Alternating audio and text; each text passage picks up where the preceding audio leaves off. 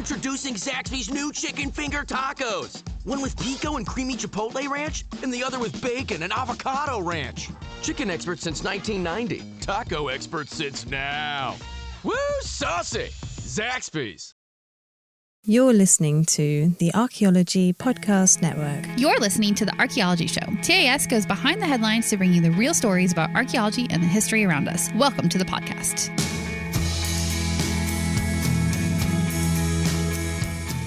Hello and welcome to the Archaeology Show, episode 157. It's a timelines episode. We talk about events in the world that happened while Mount Vesuvius was erupting hot ash and burying the town of Pompeii. Let's dig a little deeper. Under the ash? Into Pompeii. Or not, because they don't really excavate there anymore. That's true. Just looters. Unless they have to. Looters suck. Yeah. Hashtag start the episode.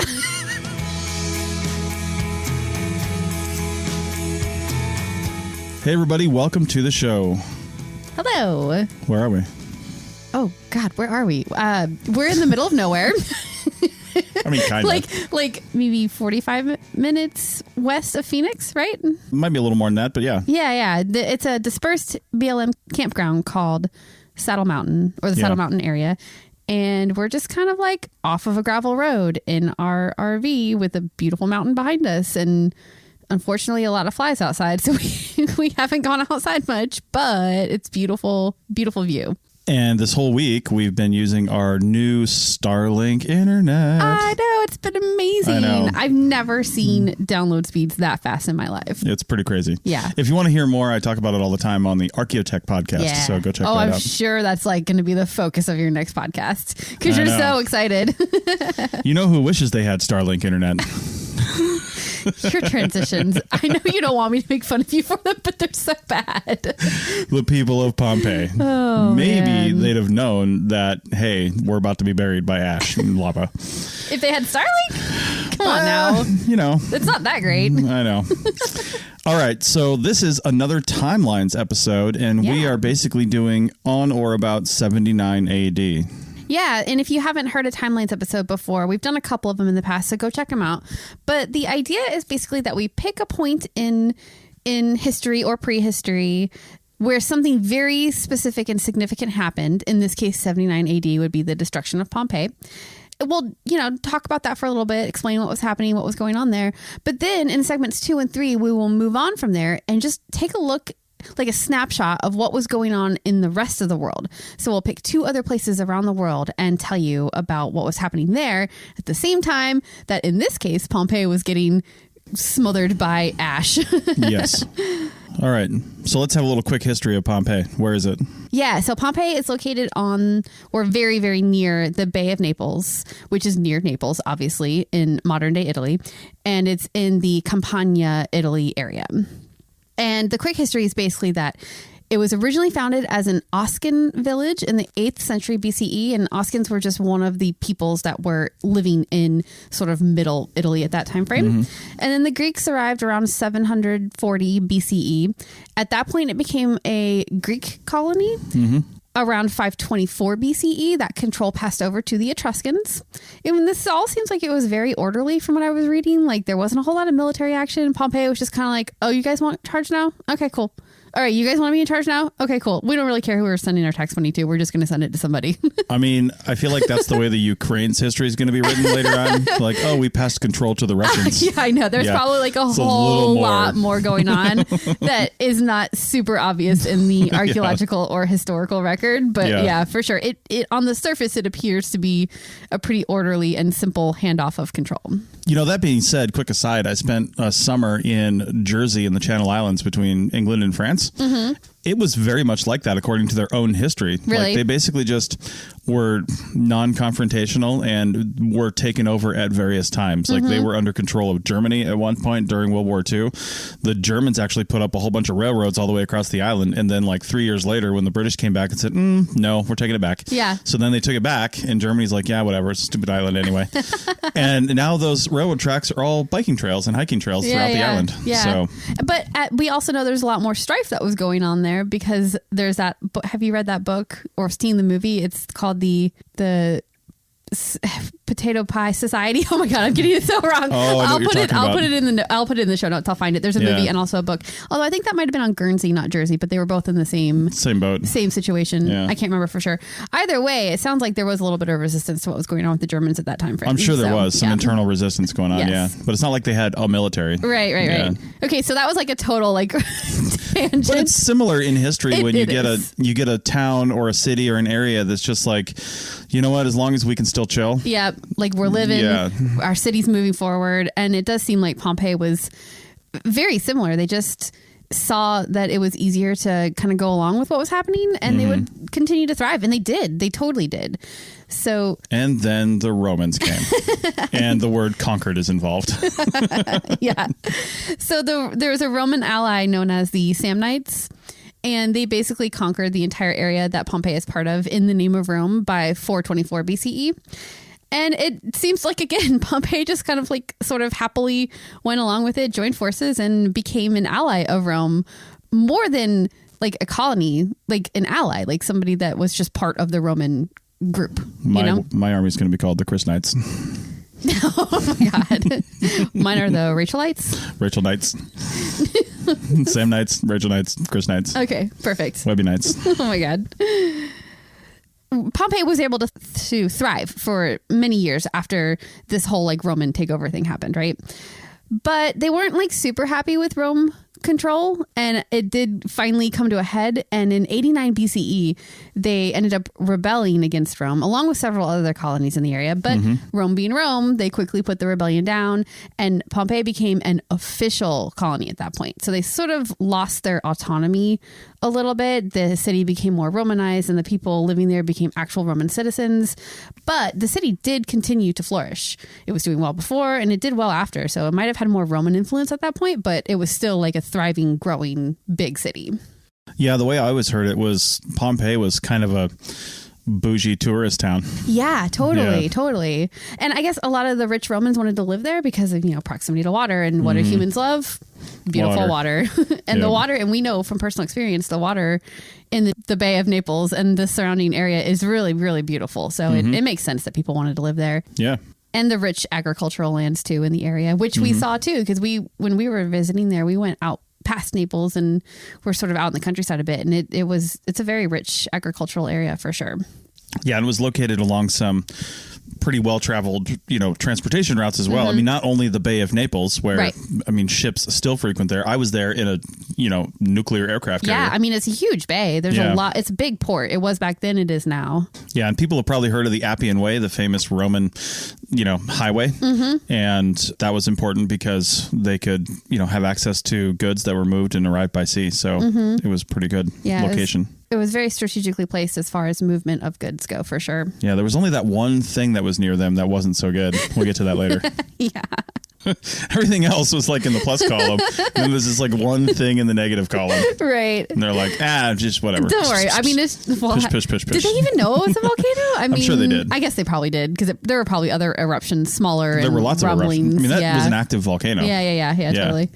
So, but by 79 AD, when all hell breaks loose, it's a really large, rich, important Roman town, and the population was somewhere around 20,000. Yeah. So I guess that's not gigantic. It's pretty big, but pretty good size for back then. For that time. Yeah.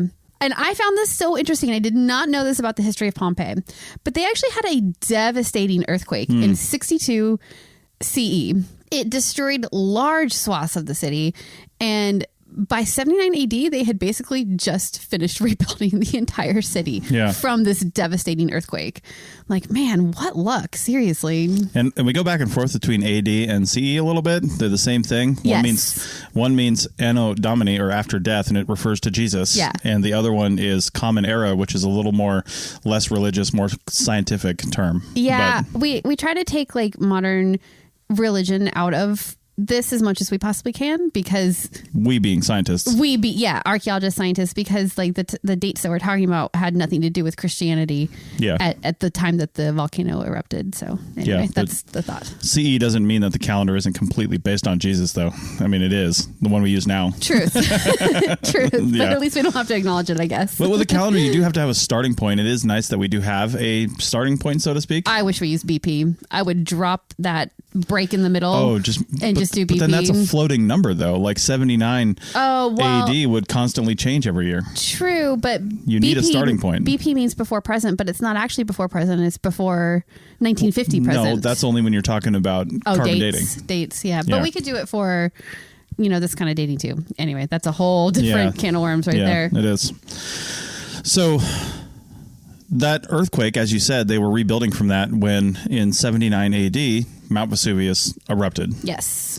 Herculaneum is a small town even closer to the ocean, closer to the bay, I should say, from, not the ocean even, the Mediterranean, from Pompeii.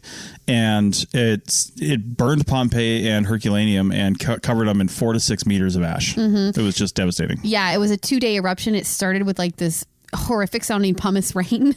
But it actually allowed most people to escape because there was a city of 20,000 and I'm not sure how many Herculaneum had. It was much smaller, but still, tens of thousands of people. Mm-hmm. Most of them escaped because the archaeology now they've only found about 1,150 bodies. So, 20,000 plus to start with, and that's the number of bodies you're left with. But that's still like 5%. And it's not all excavated either. There's a lot of Pompeii that's not excavated. You're totally right. Yeah.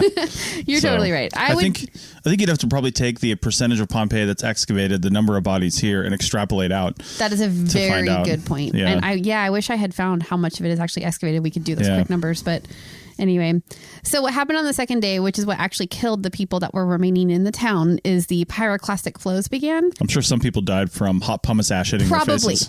Probably. But the pyroclastic flows are the hot ash, which rained down on the town. It buried it. And another thing that I wasn't aware of, but most people didn't die of suffocation, which is kind of what you think of and what you see in the movies, but it was from heat exposure. It was so hot in town that it just killed people. So yeah. Pretty horrific way to die. Wasn't this in September or October too? I can't remember. It would have been a pretty hot time to begin with. So there's a little bit of mystery around that, which is weird for such a well-documented event. Yeah. But there's some primary sources that say it happened in August. However, when they've done some actual dating of the event, and it was closer to October in the actual dating. So there's some mystery there. We're not totally entirely sure about that. And the primary source that they have is from a guy who was writing his recollection 20 years later. So August to October is an easy thing to mess up. It's not like they had a calendar that he could just look back on. Yeah, exactly. Yeah, I'm sure it was always a little bit of a mystery for most people, what day it actually was. Well, yeah, probably. That's just not how your day was ruled. Yeah. And also the people that they have found where they can tell what kind of clothing they're wearing, it was more on the warmer end of the spectrum, so that's why they're thinking October more than August. But well, Romans wore togas all year round, so I'm not sure those were super warm. I'm talking scarves and things. Toga scarf. Yeah, there you go. Yeah. Anyway, the preservation that this volcano did because of the ash and stuff was phenomenal. Yeah. And if you've ever been there, you can see the casings that were made when the person was basically buried. Their flesh and everything kind of burned away, and you were left with this. You were basically left with kind of an outline of them in ash. And we've been there. We've seen it. It's really haunting to see this outline of a body laying on the ground. It's really...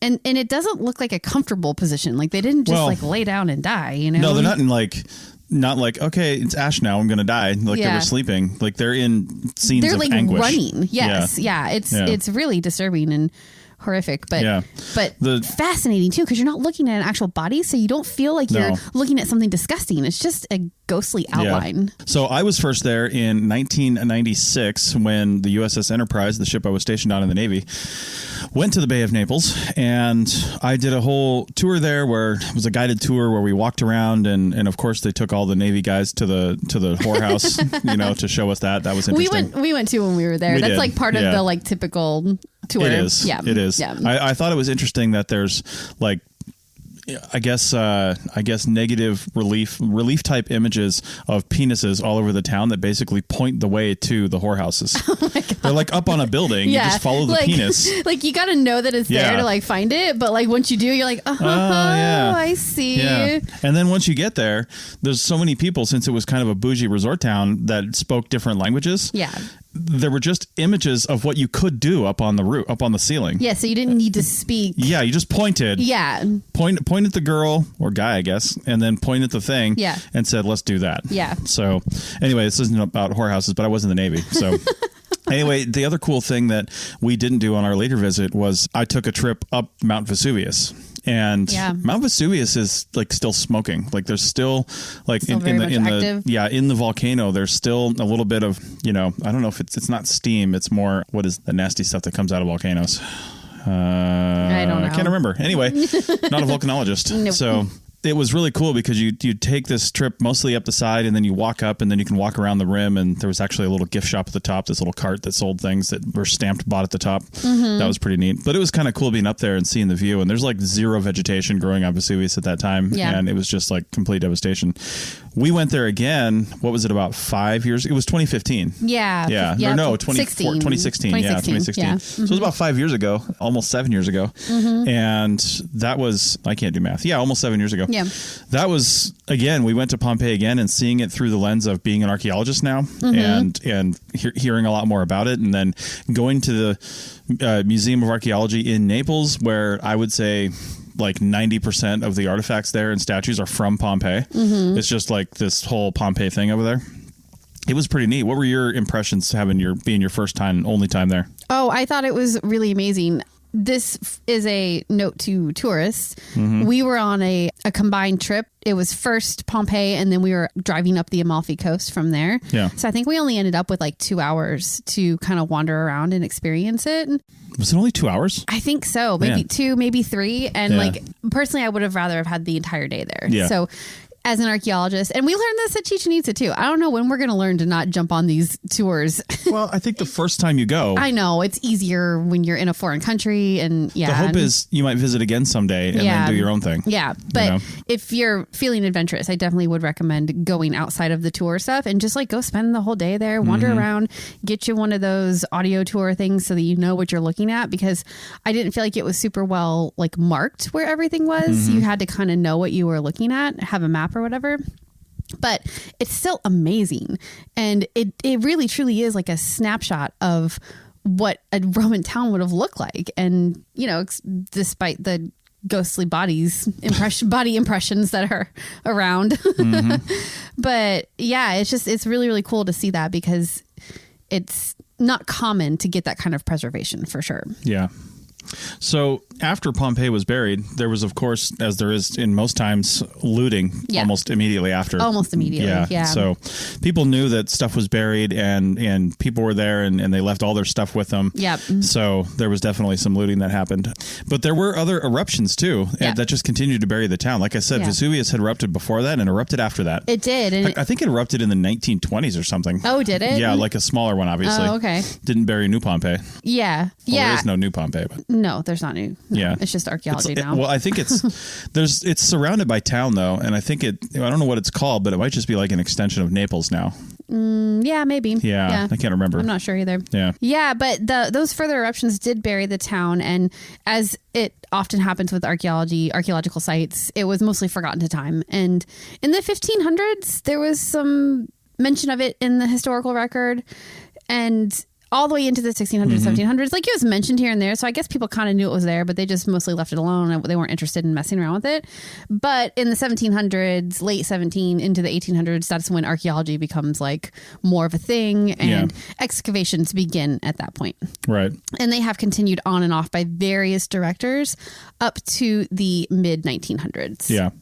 And part of the reason why they're not really excavating anymore is because preservation is a problem. Like we've talked about before with sites that have been preserved really, really well, but completely covered by something, whatever it is that's preserving them very well. As soon as they're exposed to air, the degradation begins, right? Yeah. So you have to put a lot of effort into preserving it so that it doesn't, degrade too far. And obviously, like in that situation, the best thing to do is not excavate and to leave it buried, which is such a catch-22, right? Because you want to know what's down there. You want to see what's down there. But if you do that, it might degrade it. So I think that's tough, but it's the choice that they're making right now, and it's certainly the right choice. Yeah, for sure. I did look up, by the way, Pompeii is a real city. It's basically a suburb of Naples. Oh, okay. And you can see the old excavations of Pompeii. A lot of it has been excavated, but some of it's just like farmland. But it is within the village, essentially, of Pompeii. Okay. Real life village. Cool. So, yeah. Like I said, they're not really doing new excavations on it. However, there are some exceptions when they need to do like a rescue mission, basically, from looters. Yeah. And we have actually talked about this a lot in our time covering archaeology news stories on TAS. So you can check out some of those past episodes. We will link to them in the show notes. But some of those excavations that are rescue missions, because looters have already gone in and disrupted an area, have uncovered some really cool things in the past couple years. Yeah. So some of those really cool things that we have talked about that you can go listen to and that they have uncovered are a complete chariot, a fresco multiple frescoes at a market food stand, which was really cool because you could see what kind of food they were preparing at these market stands for selling to people. They found the remains of a slave and his master. Yeah. Like together, and they could tell from the clothing and stuff, like who was who, and one was older, the other was younger, and the younger one had a lot more physical, not damage to his body, but he clearly had worked physically harder a lot in his much younger life. And then there's a lot more stuff that we've talked about, but we'll put links to all those in the show notes so that you can go listen to our past episodes about Pompeii. It's just constantly giving us amazing things to talk about. Yeah, absolutely. All right. Well, this has dragged on almost as long as a 2-day eruption. So Wow. Are you saying I talk too much? There's a lot to talk about. So we're going to go all the way to the other side of the world, to Mexico and Teotihuacán, and see what they were doing in or around 79 AD. Back in a minute. Chicken tacos should only be trusted to chicken professionals. That's where we come in. Introducing Zaxby's new chicken finger tacos. One comes with pico de gallo and creamy chipotle ranch. And the other comes with bacon, lettuce, tomato, and avocado ranch. Chicken experts since 1990. Chicken taco experts since now. Order yours today in the Zax Rewards app. Woo, saucy! Zaxby's. Introducing Zaxby's new chicken finger tacos. One with pico and creamy chipotle ranch, and the other with bacon and avocado ranch. Chicken experts since 1990. Taco experts since now. Woo, saucy! Zaxby's.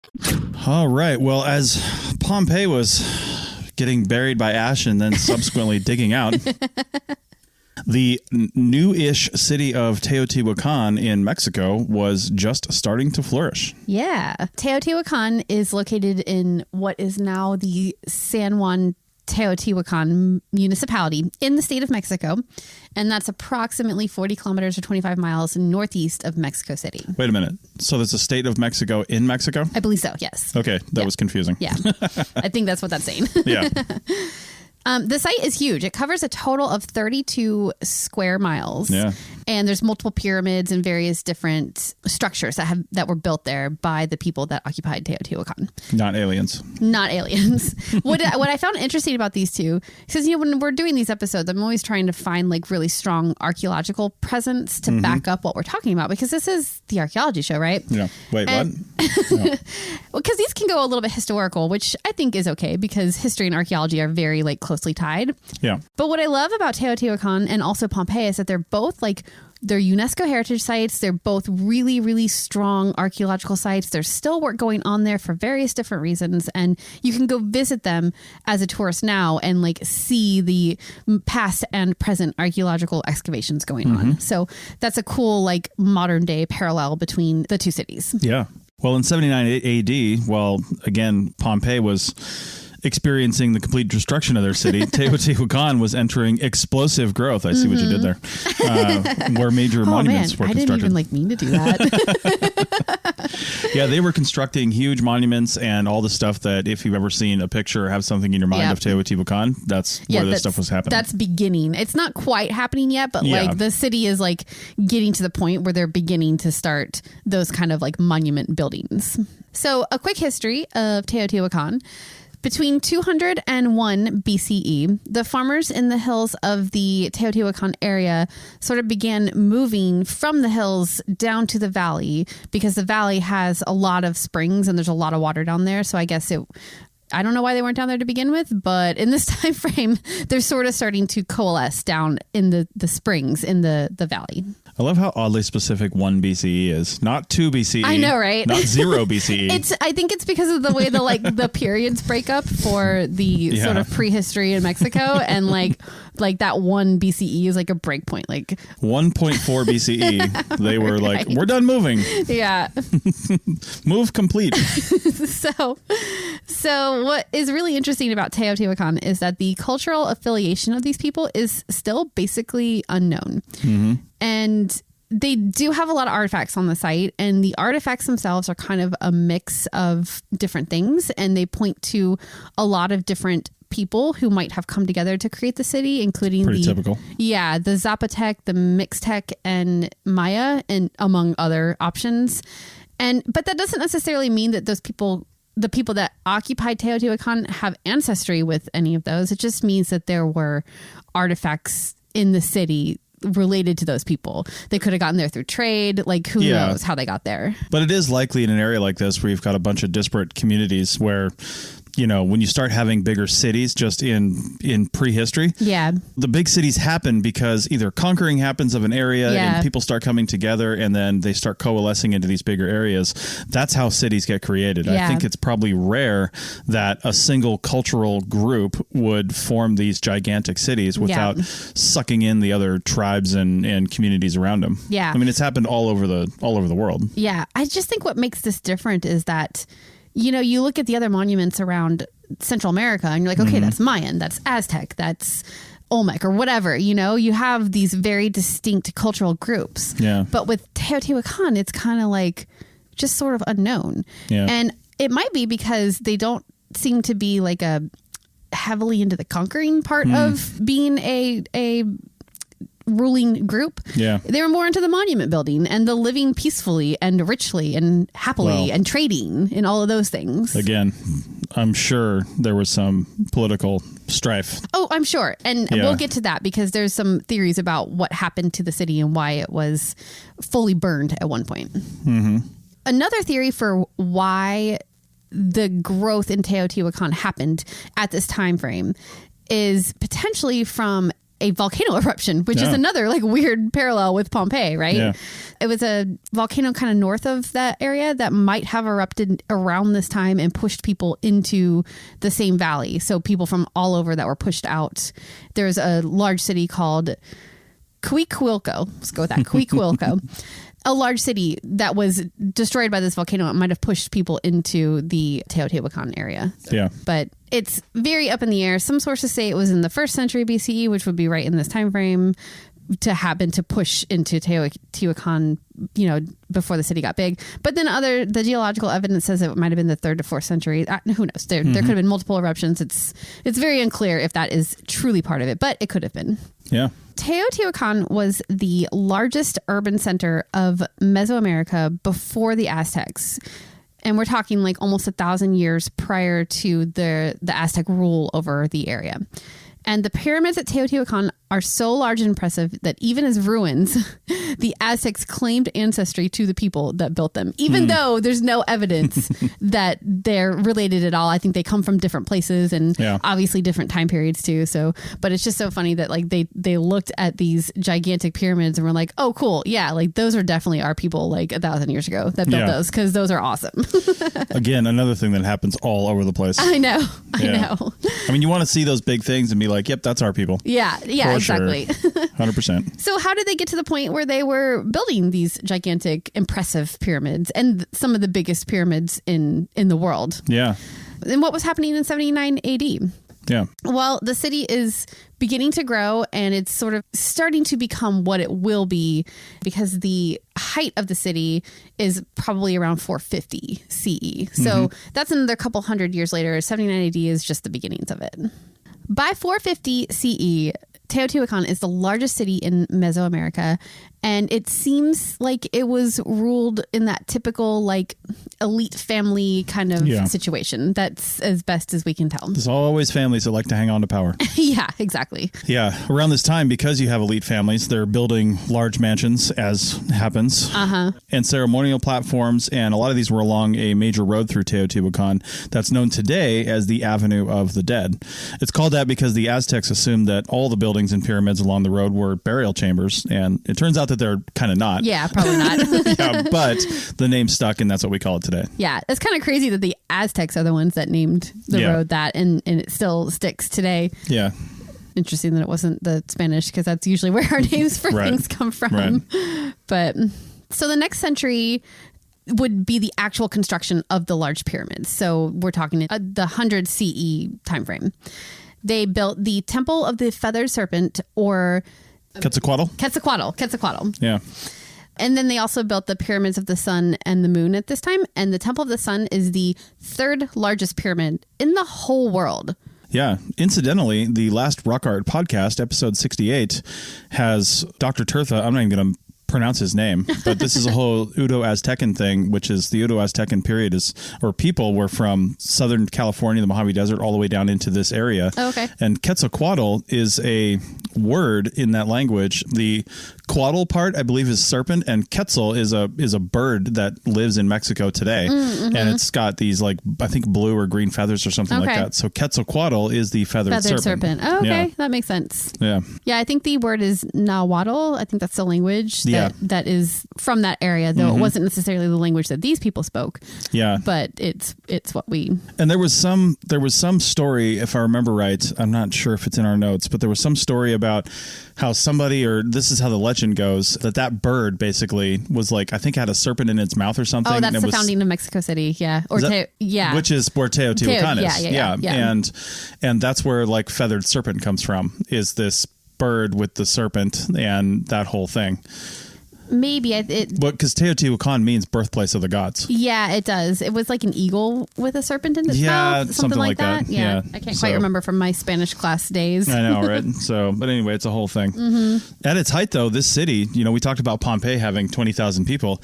This city had 125,000 people, making it, at the time of its height, the sixth largest city in the world. It's so crazy to me that back then, when nobody even knew that the other half of the world existed, I know. that if you're like, you're Roman and you're thinking, let's rank all the biggest cities. Oh, this one is this big. And they don't even know. There's a whole half of the world they didn't even know about. No idea. Yeah. Yeah, no clue. Because there were huge cities in South America, too. Maybe not quite this big. And North America. Yeah, definitely. there were big areas with people in them. And, we always think, oh, it's, the past 3,000 years in the European area where all the big cities were, but it's just not true. Yeah, that's why I love when we do these timelines episodes to compare basically old world and new world, because what was happening in the new world at the same time something huge was happening in the old world, it's often pretty comparable.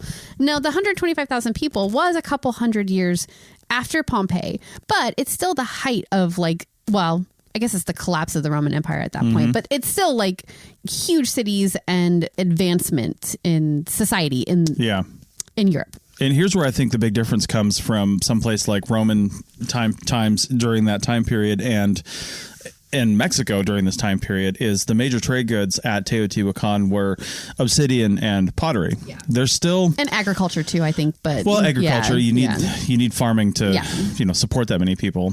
But I feel like the technology in the Roman periods with their ships and their just the scientific advancements is what kind of set them apart and probably caused them to basically still be a thriving city today. Not that this didn't develop into Mexico City eventually, but it's just one of the differences in how technology progressed. Now, that's not to say these guys couldn't have done that kind of thing. They probably just didn't need it. Yeah, I know. I love coming back to that point because people are like, oh, well, this culture or this group of people was like way more advanced and way better than this other one over here, and it's like, no, not necessarily. It's all based on need. Yeah, they just didn't need to. What they were doing allowed them to create a city that had 125,000 people living in it, mostly happily, mostly peacefully, And so why would they even need to develop any further technologies? Yeah. What they were doing was getting the job done, and it was creating a really advanced and really large society. Yeah, and they were making some pretty fantastic obsidian, flint-knapped, decorative pieces. Yes. Yeah. And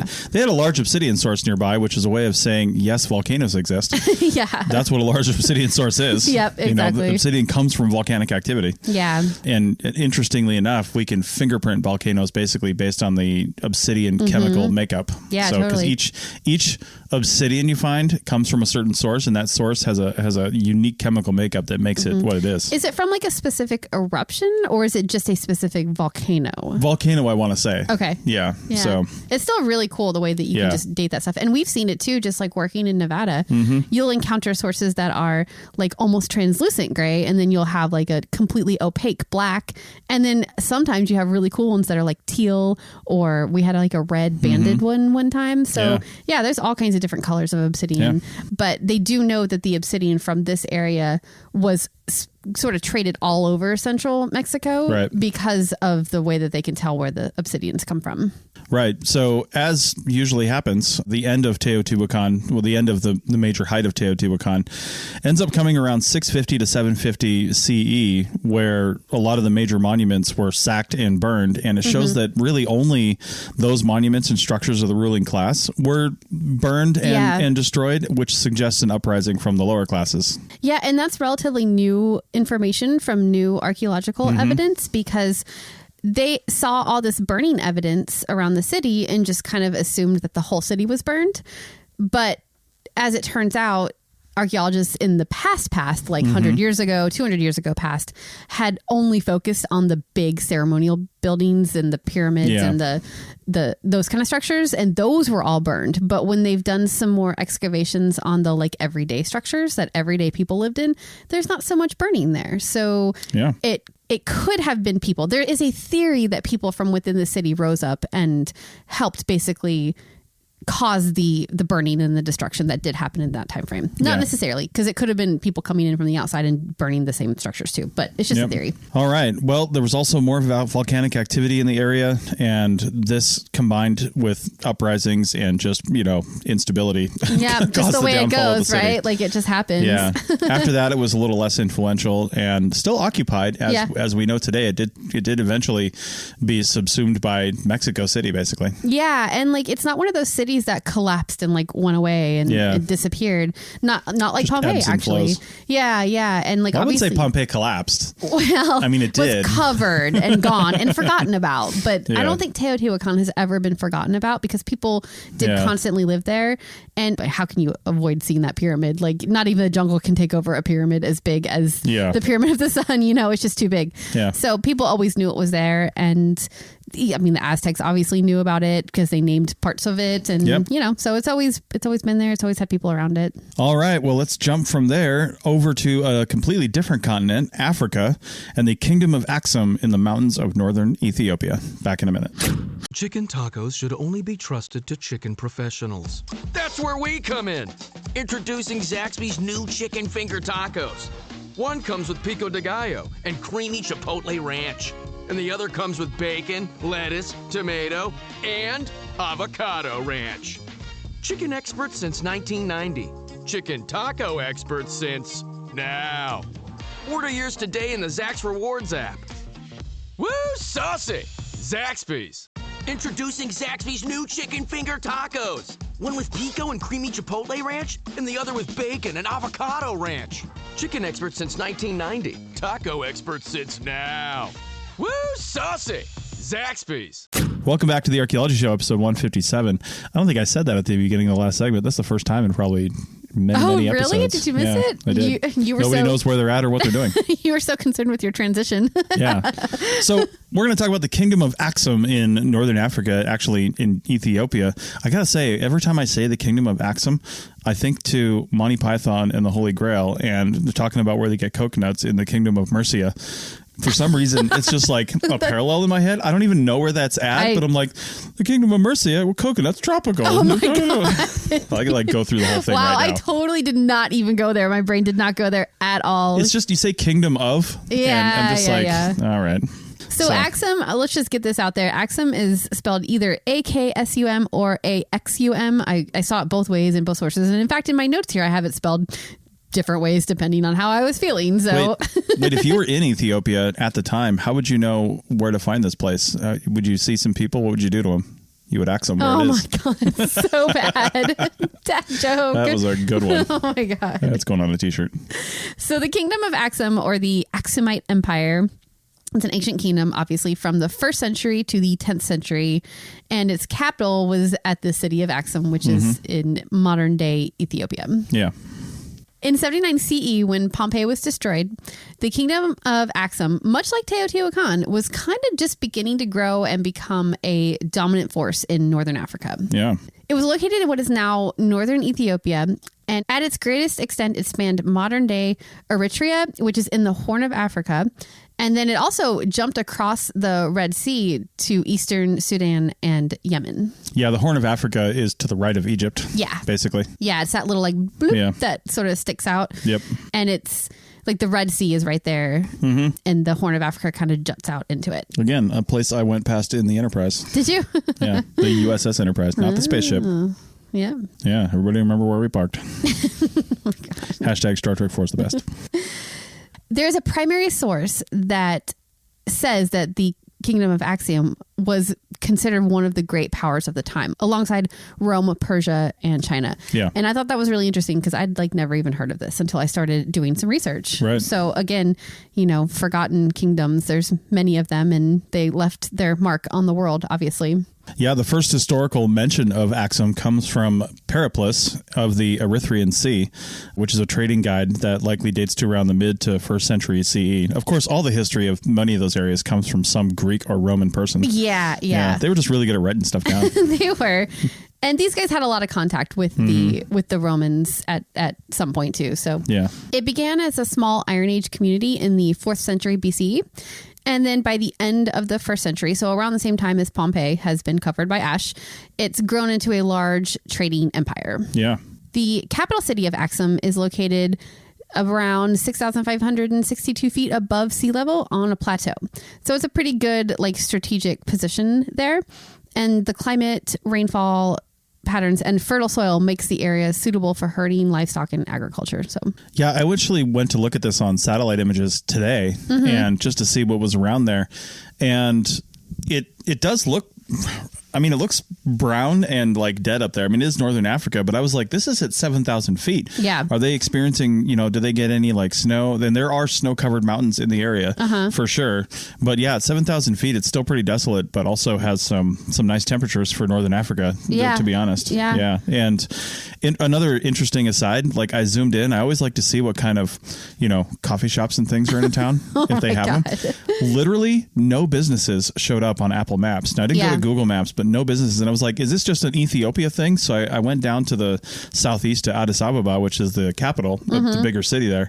And sure, plenty of things showed up. Lots of coffee shops, lots of different restaurants, nothing in Aksum. Yeah, it is still a town now, but barely a town, a town only in the sense of there's a couple of buildings there, kind of a thing. It seemed pretty good sized for any size. It wasn't like a small road town like you'd pass on Route 66, but it did seem like it was a lot of industrial activity there. So maybe that's the reason. But even those didn't have names on maps. I was like, what's going on? Yeah, interesting. Well, at the time that we're talking about, again, 79 ish see, it had turned into a huge trading empire, in part because they were strategically positioned on the trade routes that connected the Roman Empire over there in the west to the Middle East and then on to India. Yeah. So that helped them kind of become this large trading empire that they do become. They were even, on the path from, Egypt and the Nile River Valley and all that stuff. So they were right. They were centrally located. Mm-hmm. Yeah. So, they did have some good agriculture going on in their area, but trading was where it was really at for this entire empire. And then the city of Aksum itself too. Yeah. It's known as Christmas Town because you could get frankincense and myrrh there. That's not true. It's actually what not a true. dork. I know.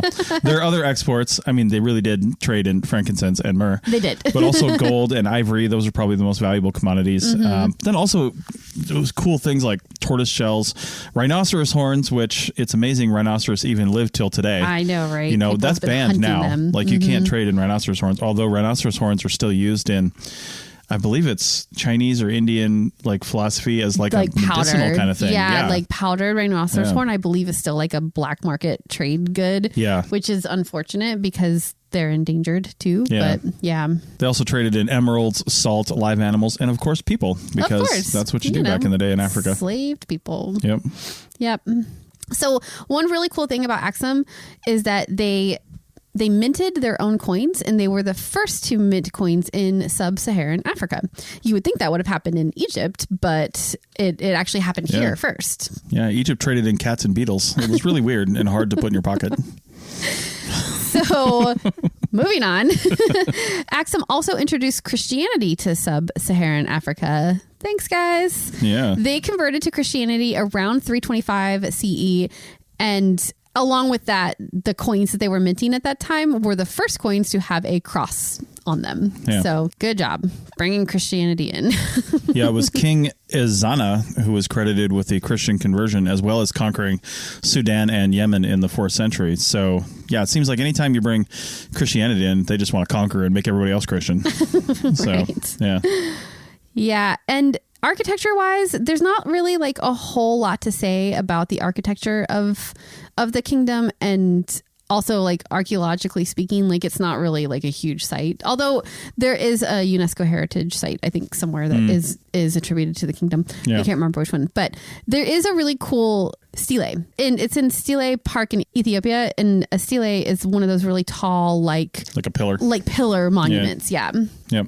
And another cool thing here is that Ethiopia probably got its name from this kingdom because they see them using the name Ethiopia to refer to the kingdom and the people in the area as early as the 4th century CE. Yeah. So that's kind of where the name there came from. Yep. And by the end of the 8th century, their power had pretty much completely eroded. Again, as we mentioned, there remained a city there that's still occupied today, although there's no coffee shops, and it's a lot smaller than it was. So why even bother going there if you can't get a good Ethiopian coffee? Which is crazy because coffee is generally thought to have started in Ethiopia. Yeah, that's true. Like the coffee beans grow in Ethiopia. Ethiopian coffee is absolutely delicious. It's actually one of my favorite, what is it called? Varietal, I guess, of coffee in a coffee growing region. And it's at the north end of the Great Rift Valley. Yep. Actually, Aksum wouldn't be because it's up in the hills, but Ethiopia in general is at the end of the Great Rift Valley, and all the Rift Valley coffees are just really good. And it has to do with the volcanic soils. It's just a huge, massive volcanic area, and just a little bit of geology. It's pretty well known that the Red Sea is going to pour into the Great Rift Valley at some point in the future. It could be hundreds or thousands of years from now. Right. But the Rift Valley is spreading through not only volcanic, but just tectonic activity. Oh, okay. And it's this huge, like Grand Canyon like thing, except it's not as deep, but it's wide. And that's what makes Olduvai Gorge and all that stuff. Is that where Mufasa died? I think so. Like he just jumped into the Great Rift Valley like an idiot and was He like, was trying to get Simba. yeah, Come well, on. have more kids. He's got 85 wives, so I don't think it was a problem. And he's also a lion. Anyway. Yeah. So anyway, it was, it's a really cool area. And to be honest, I would love to see a little more of we should do a history of coffee episode, because it would include, it would have to include the Kingdom of Aksum, because we're talking coffee is really old. Yeah. And the drinking totally. of coffee, the story goes there were goat herds or something like that. 2,000 years old though, right? Like coffee doesn't go back that far. I think it might. Yeah, because there we were might have to explore this. There were like goat herders in the area, and they were, the story goes that the goats would eat the coffee cherries, and the coffee cherries themselves, even when you like eat the bean and the cherry, the goats would get all like excited and hopped up from the caffeine or whatever. Yeah, and that's kind of how it started. I thought you were going to say the goats pooped coffee beans. Well, that's not a thing. Animals pooping coffee beans. It's called. Oh my God! I was making a joke. No, is this a real thing? It's a real thing. It's actually the stomach fluids and stuff do something to the coffee beans, and then they roast them, and it's like a really special varietal. Stop it. I'm not even joking. Oh my God! Yeah, I can't remember what that's called, but it's a thing. Oh, I'm upset about that. Yeah, it's pretty gross. That's disgusting. Who has to dig through that? Oh my God! But I guess by the time you roast it, all the grossness is gone, and it's just an interesting. Yeah, well, and when they eat the coffee cherry, it's called, the bean is left over. Yeah. And they typically won't eat the bean. It'll just pass through their system. So anyway, now that we've talked about poop coffee, let's... Well, so that was our 79 CE, AD/CE, depending on which way you want to refer to it, timeline. So we had Pompeii, we had Teotihuacán, and then the Kingdom of Aksum. And there's some really cool sort of parallels between the different places. I think we see trade as like a huge parallel as to why these cities got to the place that they did. Yeah. And Aksum was just beginning when Pompeii was ending. But it's kind of interesting to think though, because Aksum was on the Roman route over to Asia, essentially, there's a chance that there was some trading between people in Pompeii and people in Aksum. So it's kind of cool to think of, before Pompeii was obliterated, obviously. Yeah, for sure. So there might have been some interaction between them as cities before it was done. Yeah, absolutely. So with that, what do you want to hear about next? The way we center these timelines episodes, as Rachel mentioned in the beginning, is we look for not necessarily a year, although that would be an interesting exercise. It's a lot more difficult to just look at 159. I want to know what happened at 1 BCE when, things were happening in Teotihuacán and they decided to stop moving at 1 BCE. What else was happening? There's not a lot of solid years in history. Pompeii obviously was a really unique one because we know that specifically, but the parallel places, obviously it's not 1 year. We don't know what was happening specifically in 79 But CE. our theory on this is we start the first segment with an anchor event, something very well known that everybody knows about. I would argue that a lot of people over here on this side of the world know about Teotihuacán, but maybe not as well as Pompeii. I couldn't have told you that it was at the same time period as Pompeii until I was starting to research what else was going on at that time frame. So I just don't have those dates in my head. Yeah, so send us an email, chris@archaeologypodcastnetwork.com, or hit up ArcPodNet on any one of our socials, or comment where you see this episode. And let us know what you want to hear about. Give us an anchor event, or give us another event, and we'll find an anchor event for it and see what's going on there. So, all right, well, that's it for this episode. We gotta move the RV and head off into greater things and see what's in the rest of the world. We'll be back next week with probably some headlines. We'll see you then. Bye.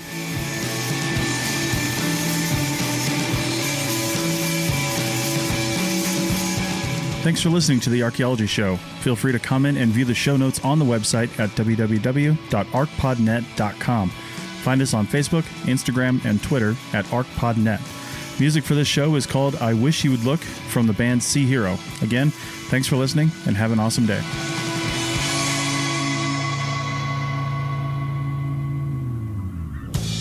This episode was produced by Chris Webster from his RV traveling the United States, Tristan Boyle in Scotland, DigTech LLC, Cultural Media, and the Archaeology Podcast Network, and was edited by Rachel Roden. This has been a presentation of the Archaeology Podcast Network. Visit us on the web for show notes and other podcasts at www.arcpodnet.com. Contact us at chris@archaeologypodcastnetwork.com. People are driven by the search for better. But when it comes to hiring, the best way to search for a candidate isn't to search at all. Don't search, match with Indeed. The hiring process can be slow and overwhelming. Simplify hiring with Indeed. Indeed is your matching and hiring platform. With over 350 million global monthly visitors according to Indeed data, and a matching engine that helps you find quality candidates fast. Ditch the busy work. Use Indeed for scheduling, screening, and messaging so you can connect with candidates faster. Join more than 3.5 million businesses worldwide that use Indeed to hire great talent fast. Listeners of this show will get a $75 sponsored job credit to get your jobs more visibility at Indeed.com/PODKATZ12. That's Indeed.com/PODKATZ12. Terms and conditions apply.